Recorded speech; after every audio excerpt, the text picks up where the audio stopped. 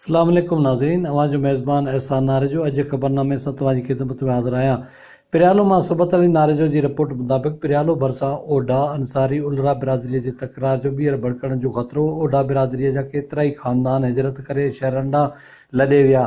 शिकताण जे ख़ात्मे लाइ आरिफ ख़ान मार जी अॻवानीअ में शहर जे मोअज़्ज़िन जी शिकिल में मेड़मेंत क़ाफ़िलो उलरा बिरादरीअ जे चङे मुड़िस वॾेरे रजब उलरो जे उताक ते पहुतो ऐं उलरा बिरादरीअ जे चङनि मुड़िसनि खे ॿीहर झेड़ो न करण जे लाइ मिंतमेड़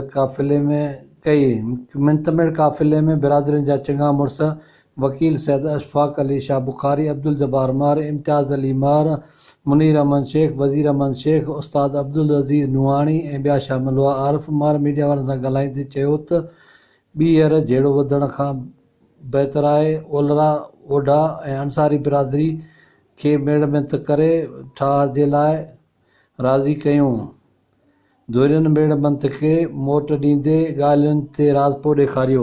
मटियारीअ मां अवेस गुल मेमण जी रिपोर्ट मुताबिक़ ॻोठ दीनार शाख जो रवासी फ़ौजी एहलकार पंहिंजे ताज़ी पोस्टिंग खां पोइ दीनार शाह खां अटक वञी रहियो हो त संदसि कार दीनार शाख वटि क़ौमी शाहराह ते साम्हूं ईंदड़ शहज़ोर मज़दा सां टकराइजी वई ऐं गाॾी वञी शाख में किरी पई, जंहिं जे नतीजे में कार सवार ड्राइवर शमीर ऐं फ़ौजी एहलकार यासीन मल्ला, संदसि घरवारी सलमा मल्ला ऐं ॿिया ॿारहं सख़्त ज़ख़्मी थी पिया, जिन मां कुझु खे हैदराबाद रेफर कयो वियो। अहमदपुर मां नादिर हुसैन नारेजो जी रिपोर्ट मुताबिक़ हुकूमत तरफ़ां ज़रई बाणनि ते सब्सिडी ॾियण जे बावजूदि ज़िले खैरपुर में DAP ऐं यूरिया बाण जे अघनि में लात न आई। डीलरनि ऐं वापारियुनि जी मुनाबली क़ाइमु।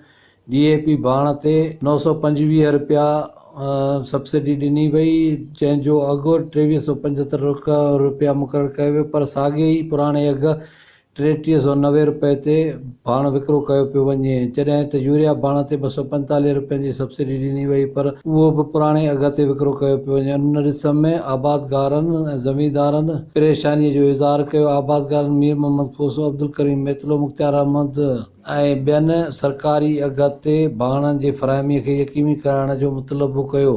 वारह मां ज़ुल्फ़कार नुआणी जी रिपोर्ट मुताबिक़ मेहड़ लॻ काज़ी आरिफ वासण, ज़हरा ज़ाल क़दीर कमागर काज़ी आरिफ पुलिस ऐं वॾेरे जे ज़ुल्म ख़िलाफ़ प्रेस क्लब वारा ते नंढा बचिड़ा वठी एहतिजाज कंदे लुड़क लाड़े वेठी। हुन चयो त पुलिस वारनि जे ज़ुल्म खां बचायो। काज़ी थाणे जा पुलिस वारा आसिफ मल्ला, क़ुर्बान चांडियो, मीर रमज़ान लगारी, मुमताज़ चांडियो हरासा करे रहिया आहिनि ऐं ॼाणायल पुलिस वारा 50,000 घुरी रहिया आहिनि। आउं किथां पैसा आणियां, मूंखे बचड़नि जे लाइ ईद कपिड़ा वठण जा पैसा कोन्हनि। हुन मुतालबो कयो त मूंखे इंसाफ़ ॾियारियो वञे।